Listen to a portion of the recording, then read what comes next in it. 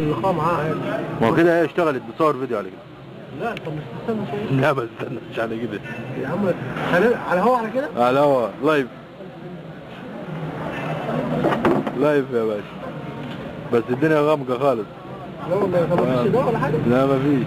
اجيب لك اضاءه انا؟ ما بتنورش في الفيديو. اجيب لك اضاءه انا ثاني تقريبا انت من ورا. هتسلط على الوش ولا كده فوق وبتاع كده؟ ايوه في اضاءه. واحد انت خلاص بدينا كده احنا بادئين من زمان. اهلا وسهلا بكم الساده مشاهدينا اعزائي الكرام في لقاء حلقه لبرنامج سعيد الشوق، ونلتقي مع الكاتب والاديب والروائي ياسين الرشد. وعرفت اسمك ايه؟ عارف اسم المدير شحاته بيه، وهو اديب. ليش اسم ثلاثي لو سمحت؟ شحاته مين؟ محمد عبد الله. شحاته محمد بيه عبد الله. انت منين انت؟ انت عارف حضرتك السؤال الاول عليها بيتكلم عن السياسه. والله يسأل براحتك انا ما عدتش. حضرتك ما هو راي حضرتك في الحاله السياسيه المصريه الان؟ والله بسم الله الرحمن الرحيم. بدايه خش زوم. طب خش كده فوق ايوه. حاليا الحاله السياسيه في مصر تمر فترات ممكن نقول ولاد سياسه جديده فتره المخاض السياسي، بس نتمنى ان المخاض السياسي اللي ينتج عنه يعني سياسه ناضجه. ولدت ولا لسه؟ لا هي ما زالت فتره المخاض. ما زالت فتره طب المخاض. كده ممكن تخش في قيصريه يعني؟ لا والله حسب، لو الميه خلصت ممكن تخش كسريه. لو نشفت اكتر من كده. مصر دايما ولاده، مصر دايما عايز دكتور كويس.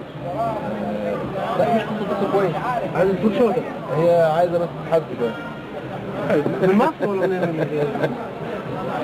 هتعمل ايه اكتر من كده؟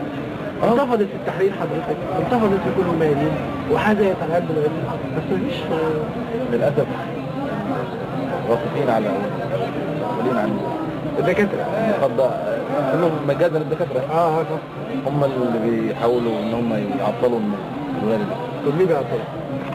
دي حاجه في نفس يعقوب. بالدرجه دي بيطلعوا بس؟ مش كوره في مصر، حب الكوره. يعني الموضوع شخصي. موضوع شخصي. ننتقل للسؤال الثاني من اللقاء اليوم، وهو كيف ترى الحل؟ الحل حل في الحبل.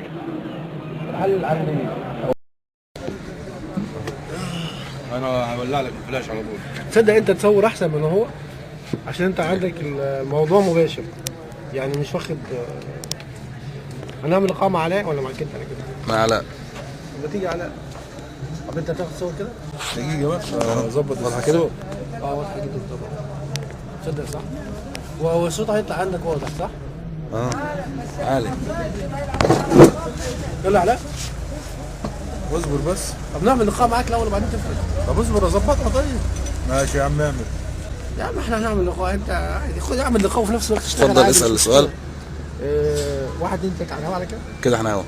بسم الله الرحمن الرحيم. سادتي ونسيت سادتي، اهلا وسهلا بيكم في لقاء جديد. يا حاج سيد. في لقاء جديد مع المفكر والاديب السوهاجي علاء الدين ضاحي، وهو يتناول وضع المصري الان على الساحه. نتمنى ان يزيدنا ثقافه وتوهجا وابداعا لنرى كيف يفكر وكيف يبدع. اهلا وسهلا استاذ علاء. اهلا بيك. ما هو راي حضرتك في الوضع الراهن للشارع المصري الان؟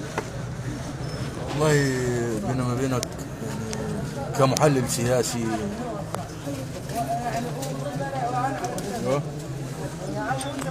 شد عشان الكلام يطلع مظبوط. كمحلل